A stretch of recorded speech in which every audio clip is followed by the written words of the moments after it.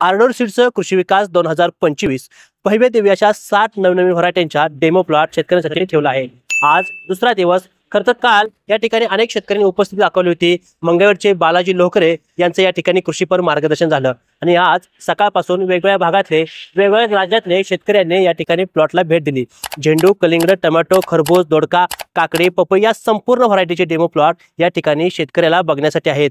कालच एका शाळेने देखील याला भेट दिली होती। तसेच आज महाराष्ट्रासह कर्नाटक, मध्य प्रदेश आणि गुजरात या वेगवेगळ्या राज्यातल्या शेतकऱ्यांनी देखील या प्लॉटला भेट दिली होती। आजच्या संपूर्ण दिवसामध्ये काय काय घडलं सविस्तर जाणून घेऊया। सकाळी ठीक 9:30 वाजता कृषी प्रदर्शनाच्या दुसऱ्या दिवसाला सुरुवात झाली। सकाळपासूनच शेतकऱ्यांची संपूर्ण प्लॉटला गर्दी बघायला मिळाली। वेगवेगळ्या भागातून शेतकरी या संपूर्ण प्लॉटला भेट द्यायला आले होते। शेतकरी सुरुवातीपासूनच भेट देत असताना या फुलाच्या डेमो प्लॉटमध्ये येत होते। खरं तर शेतकऱ्यांनी या संपूर्ण व्हरायटींना मनापासून पसंत दिली आहे। शेतकरी ज्यावेळेस डेमो प्लॉट फिरत होते त्यावेळेस या डेमो प्लॉटमध्ये असलेले या आर्डोर सीडचे प्रतिनिधी त्यांच्याकडून या व्हरायटीबद्दल संपूर्ण माहिती जाणून घेत होते। शेतकऱ्यामध्ये मनामध्ये असलेले प्रश्न, या व्हरायटीबद्दल संपूर्ण माहिती, व्हरायटीची संपूर्ण वैशिष्ट्य, ही व्हरायटी कधी लावली पाहिजे, ह्याचं उत्पन्न किती निघतं, ही संपूर्ण माहिती शेतकरी प्रतिनिधीकडून जाणून घेत होते। या संपूर्ण व्हरायटीबद्दल शेतकऱ्यांच्या मनामध्ये असलेल्या प्रश्नाची उत्तरं शेतकऱ्यांनी प्रतिनिधीसोबत चर्चा करून मिळवून घेतली आणि व्हरायटी आपल्या शेतामध्ये कशी लावायची, कोणत्या पद्धतीने लागवड करायची, ही माहिती प्रतिनिधींनी सुद्धा अगदी शांतपणे शेतकऱ्याला समजून सांगितली। शेतकऱ्यातले सर्व प्रश्न सुटल्यानंतर शेतकरी ही व्हरायटी आपल्या शेतामध्ये लावायचा निर्णय घेतलाय। या प्रदर्शनाचं थोडक्यात स्वरूप सांगायचं झालं तर हे प्रदर्शन तब्बल 25 एकरावरती आहे। या प्रदर्शनामध्ये खास असलेल्या फ्रुट्स याचे डिस्प्ले देखील या ठिकाणी ठेवण्यात आले आहेत। तसेच विविध 60 वाहनाचे डेमो प्लॉट देखील उभारले आहेत, जेणेकरून शेतकऱ्यांना या संपूर्ण व्हरायटी आपल्या शेतामध्ये लावण्यापूर्वीच त्या कशा उगवतात, त्याची फुले कशी येतात, त्याची फळे कशी येतात, त्याच्या सेटिंग कशा पद्धतीने होते, हे संपूर्ण बघण्याची सुवर्ण संधी शेतकऱ्यांना आज मिळाली आहे। तर या कृषी विकास प्रदर्शनाचं खास आकर्षक ठरलं ते म्हणजे शेतकरी चर्चासत्र। खरं तर या चर्चासत्रामध्ये आलेल्या संपूर्ण शेतकऱ्यांना विविध प्रश्नाची उत्तरं या चर्चासत्रामध्ये मिळत होती। खास करून काल सोलापूर जिल्ह्याचे कृषीभूषण बालाजी लोहकरे यांचं काल त्या ठिकाणी व्याख्यान झालं। सर्वात महत्त्वाचं म्हणजे बालाजी लोहकरे यांनी जमीन कशी वाचवली पाहिजे, सर्वात महत्त्वाचं म्हणजे माती कशी वाचवली पाहिजे, माती कशी जपली पाहिजे आणि समृद्धी कशी केली पाहिजे, याच्यावरती व्याख्यान काल त्या ठिकाणी झालं। पाहूया त्यातली एक झलक।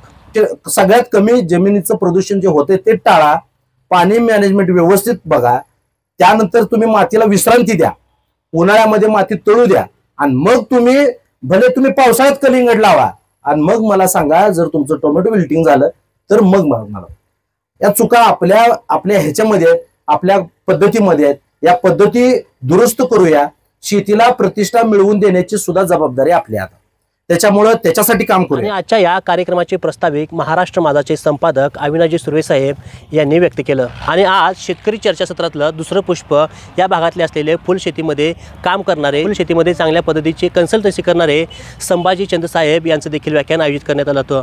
संभाजी चंद साहेब नेमकं काय म्हणाले पाहूया त्यांची एक झलक। या सगळ्या व्हरायट्या सिजनेबल त्यांच्या आहेत प्रत्येकाच्या। त्या करत असताना तुम्ही ती व्हरायटी निवडून त्यानंतर बेड पाडून त्याचं नियोजन ती त्यावेळेस केलं पाहिजे। त्याच्यावर येणारे रोग। संभाजी चंद साहेब यांच्या मार्गदर्शनानंतर शेतकऱ्यांमध्ये अनेक प्रश्न उपस्थित झाले होते। शेतकऱ्यांनी उभा राहून त्यांच्या प्रश्नाची उत्तरं संभाजी चंदांना विचारली। खरं तर संभाजी चंद साहेब यांनी देखील संपूर्ण शेतकऱ्याची अनेक प्रश्नाची उत्तरं दिली आणि त्यासोबतच कलिंगड शेतीमध्ये सुद्धा शेतकऱ्यांना अनेक अडचणी होत्या। त्या कलिंगड शेतीमध्ये लागवड कधी करण्यापासून त्याच्या हार्वेस्टपर्यंतच्या अनेक अडचणी शेतकऱ्यांनी आर्डोर सीडच्या प्रतिनिधींना विचारल्या। अशा पद्धतीनं संपूर्ण शेतकरी चर्चासत्रामध्ये असलेल्या अनेक प्रश्न उत्तरांचे कार्यक्रम संपन्न झाला। त्यानंतर प्रमुख पाहुण्यामध्ये अनेक वेगवेगळ्या भागामध्ये शेतीमध्ये काम करणाऱ्या अनेक शेतकऱ्यांचा गुणगौरव देखील या कार्यक्रमामध्ये करण्यात आला। त्यामध्ये अनेक शेतकऱ्यांचे सत्कार देखील आर्डोर सीडचे एमडी विकास नलवडे साहेब यांच्या हस्ते करण्यात आले। त्यानंतर ह्या संपूर्ण कार्यक्रमाचा शेवट स्नेहभोजनामध्ये संपन्न झाला आणि अशा रीतीने कृषी विकास प्रदर्शनाचा दुसरा दिवस संपन्न झाला। आता पाहूयात उद्याच्या दिवशी कृषी विकास प्रदर्शनामध्ये नेमकं काय काय घडतंय।